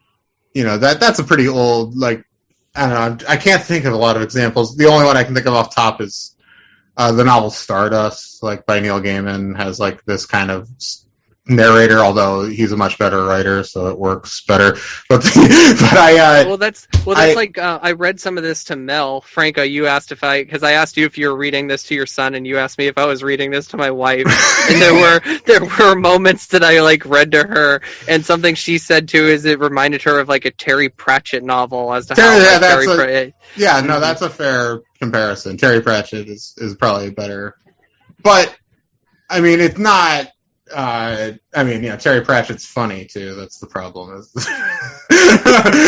I feel like you need like a good like, and you know, even like you read The Hobbit has some of this, where it's kind of like it's a little like the Tolkien's narrator in The Hobbit compared to Lord of the Rings is a little more outside the story.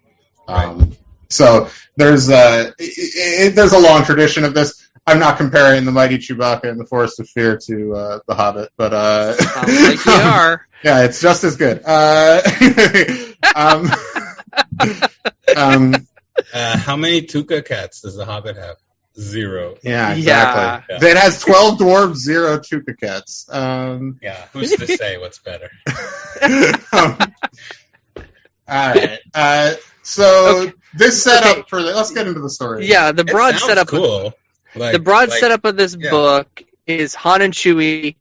They are getting scouted for a job. They think it's a big smuggling job. So they go meet with this woman. She's referred to as Her Highness. She's some senator's daughter. This stuff's not actually important to the story. And she gives them this job. And they're, you know, Han, he's like, oh, we're going to make 10,000 credits off of this, Chewie. And then suddenly she's like, oh, but Han, you stay here. Chewie, he goes to the job. So the job is taking a bunch of Tuca cats to another planet because apparently owning Tuca cats has become outlawed on Coruscant. There's a big Tuca cat problem on Coruscant. And so she's got a ship full of Tuca cats. They got to go to this planet, offload the Tuca cats, apparently. That, of course, is not what it turns out to be because there's another character by the name of Maeve. She's a librarian sort of thing. Well, no, she says she's a bounty hunter, but it turns out she's a librarian from this planet that got, you know, the classic. And, you know, we'll get into that part. The plot of Foundation is what she's trying to do. That's true. And there's also a cargo droid on this ship who turns out to be K2SO. And really what happens is she is holding Han Solo hostage, and she also has a book that Maeve wants, a book that her parents collected on their home planet that the Empire stole. So they have to go to this planet and get this artifact, a book for her, bring it back, she'll give them back Han, and this book that Maeve wants. And then they have this cargo droid, this unassuming cargo droid who turns out to be K2SO, and K2SO is sending all of this information to Cassian Andor the whole time, and his whole mission is to get this book so that the book does not fall into the hands of the Emperor. Right. Now, Maeve, all right, we get to learn Maeve's backstory here. Yeah, like they introduce Maeve's backstory and like that you don't actually need to know this, and frankly, that's like clever, and you don't really need to know the details. But Maeve is from a planet. For the plot. Hang on, Not for the plot, but it's for the character, though. If you want to care about the character at the end when Chewbacca saves her, then, I was so surprised when I read this. All right, this is page 1 of chapter 8. You know, if you're in a hurry to get to the action, you can skip this. Maeve's story is a big deal to her, but it's nothing new. We've heard it all before. Just another kid beaten down by the Empire, trying to survive and resist at the same time. So if you want to skip ahead, all you need to know is that the Empire took everything from Maeve, and she wanted one thing back more than anything. Even more than her parents, she wanted that book that Alinka had. Of course, if you want to know why she wanted it so bad, then don't skip this part. I mean, this guy's on my Mount Rushmore of authors. Pratchett, Tolkien, Asimov, Neil Gaiman, Tom Engelberger. I've been rereading Sandman, by the way, because that show's coming out. Not that I'm going to watch the show, but Sandman's good, man. Anyway. Tim, you were a big fan of Why the Last Man in college, and I see that got canceled after one season. So. Yeah, it was... I don't think everything needs to be a TV show. How about that? There we go. Like, I don't know. Sandman is my favorite comic book, one of my favorite stories of all time. I don't think that show looks good either. Like, I don't know why. Anyway, whatever. Are these shows or miniseries, you think? I mean, I think that's going to be... The idea is that it's going to be an ongoing show, but I mean, I just think Sandman's like so like literary, and it's like... Yeah. In its like structure that it would be like... It would be hard to do as a TV show or as any film. Like, I don't know. It's don't want to get off on too big a digression, but I love Sandman. People should read the comics. Anyway, yeah, I don't know. This backstory is interesting. Like that their religion was suppressed by the Empire, and like that this book is the like final like existing copy of their scriptures. So like that's an interesting angle that they don't often go into in Star Wars stories about the Empire's how the Empire occupies worlds and stuff and changes their religious identity and all that stuff. So yeah. So they have to go to this planet where everybody on who all the populace of the planet is gone. They all died. Because the planet is inhabited by beastly creatures, creatures known as, they call sniffers and snarlers, which I don't know the difference, honestly, because at some point sniffers and snarlers start fighting each other, and I didn't know what was going on at that point. So yeah, Franco, you take over. What the? All right. You're being a great host. Right? Wrap it up, Franco. Well, I like the so I read a little bit about the book, and I learned that there's all these like Easter eggs for like the Alu person is in Return of the Jedi. Oh, okay. Okay. The woman's dad. Huh. He stands behind Darth Vader once. He's wearing like a purple hood or something. Oh, okay. Sure. Yeah. I know that guy. Okay. All right. Yeah, I know. He's one of Sheev's cronies. Yeah. Yeah. So apparently, that's the Alu dude. And Yeah, I mean, what I thought was cool, I kind of like the characterization of the Maeve character. Making her, I don't know. I mean, there's obviously tropes and stuff, but I thought like it was definitely you could tell it was made now rather than 15 years ago even. Yeah. I thought the premise of the book was, engaging, like a good hook. I think as far as this is aimed at 9-year-olds, right? Sure. 10. Yeah. And as far as those book goes, because I've read a bunch of those books in my life as an adult because of my job, and they can be so much worse than this. Oh, sure. Yeah. So I'm kind of an easy grader in that sense when it comes to this, and I like the idea of the forest of fear, and So I think my son would like it. Actually, he likes Chewbacca. He likes Solo. He hasn't seen Rogue One. That would probably be too scary right now. The movie's pretty brutal too. Yeah, it's brutal. Yeah, it's everybody dies. But I think he'd like the audiobook version. And I did try to check out the audiobook version, but it was a 4-week wait. So on your thing, yeah. On my Libby, which is the library app. Sure. It's good. I had low expectations, and we're making fun of it a little bit here, but I found it, because the planet they get to is this forest of fear, and it's this fungal foresty planet, and there's some cool stuff about Chewbacca reconnecting with his roots from Kashyyyk, I actually liked that a lot. That was good character work for Chewbacca, which you don't see in Star Wars books that much, really. He's usually just kind of an ornamental character. The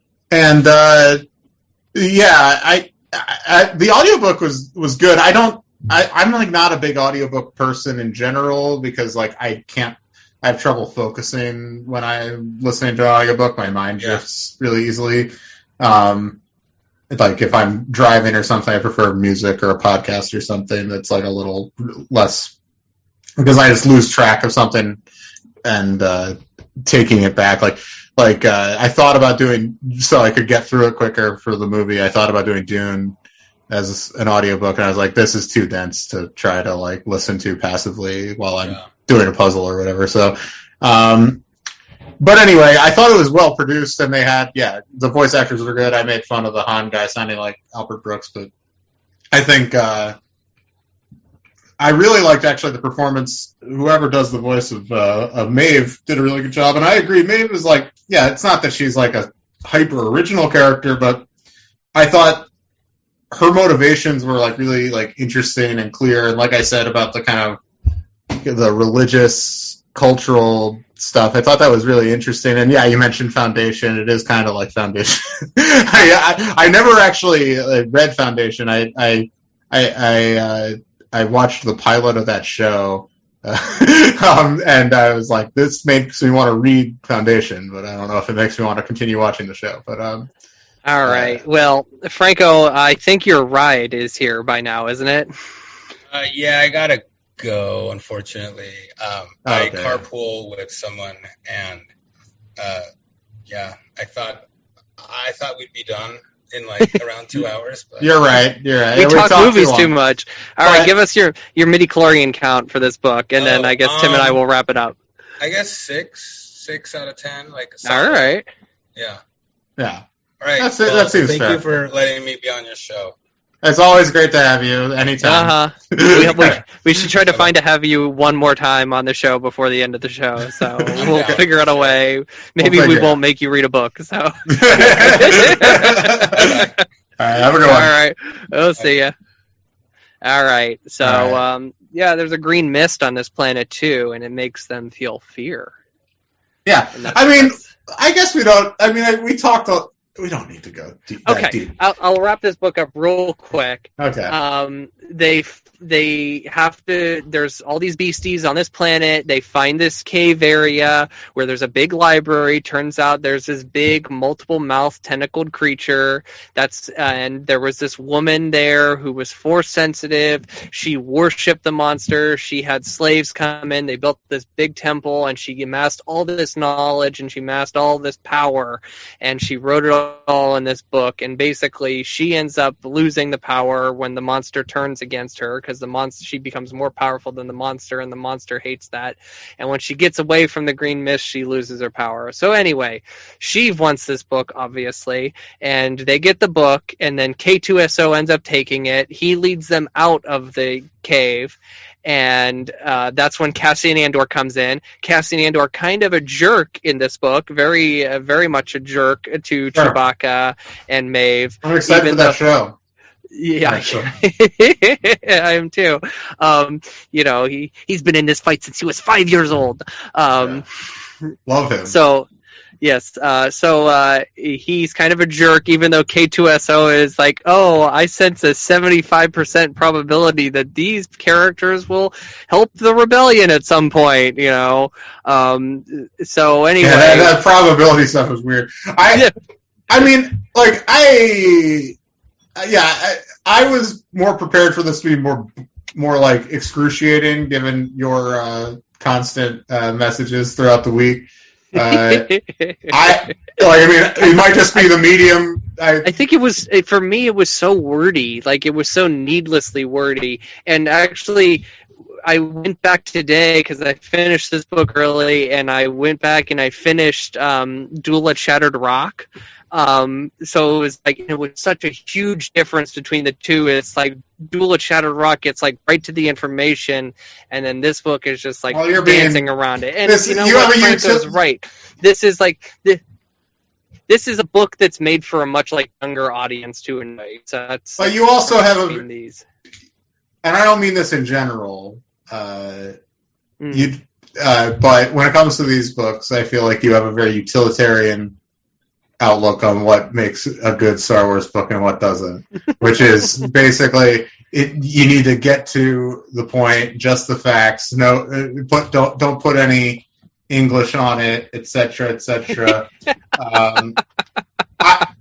I think it's unfair to compare. This book has totally different aims than a lot of the books we read for the show.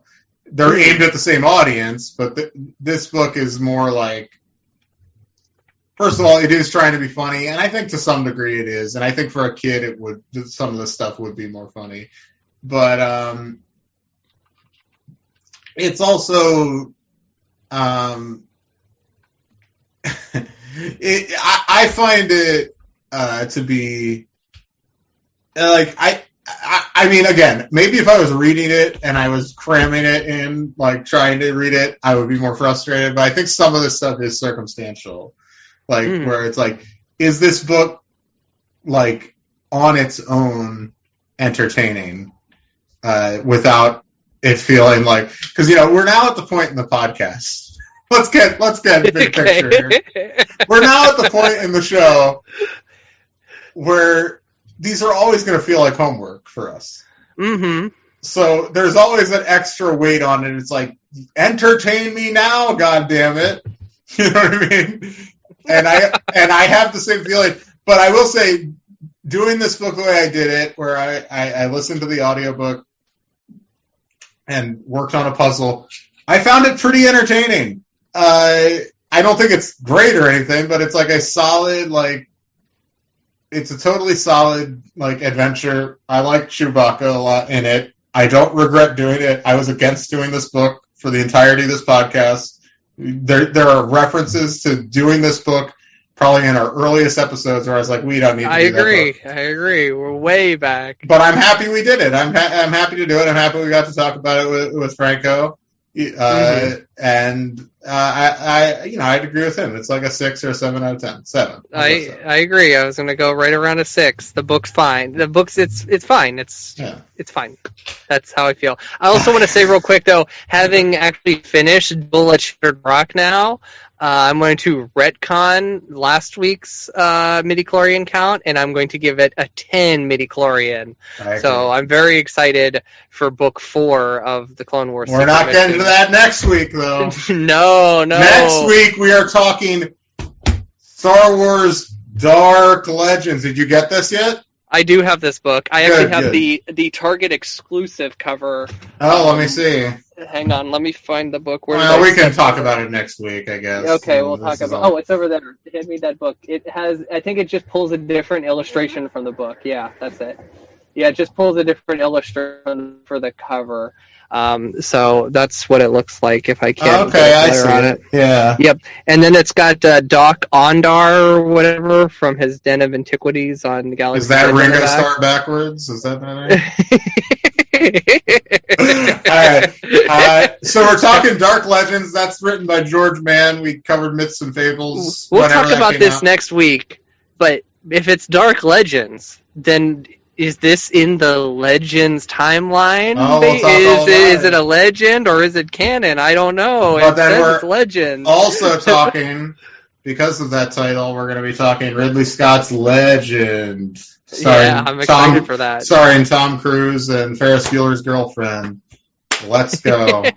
All right, so and we'll probably lengthily talk about The Last Duel at that point. So. Yeah, I believe the only version available to rent of Legend is the theatrical cut. Feel free to watch that. Okay. I don't know which one I'm going to watch. I have both of it. I have the Blu-ray, so both are on there. So I'll figure it out. We'll talk about the differences. That's an interesting movie. All right, so thanks again to Franco Asmaeil for coming on. And we will be back next week with those reviews on our regular day next week. So. Regular day, Friday. All right, until the books are due back. The library is closed. Padawan Library is hosted and produced by Tim May and Levi Peretic. It is edited by Tim May. Our theme song is by The Astral Project. Our artwork is by Freddie Funbuns. Padawan Library is copyright 2021. Tim May and Levi Peretic. All rights reserved.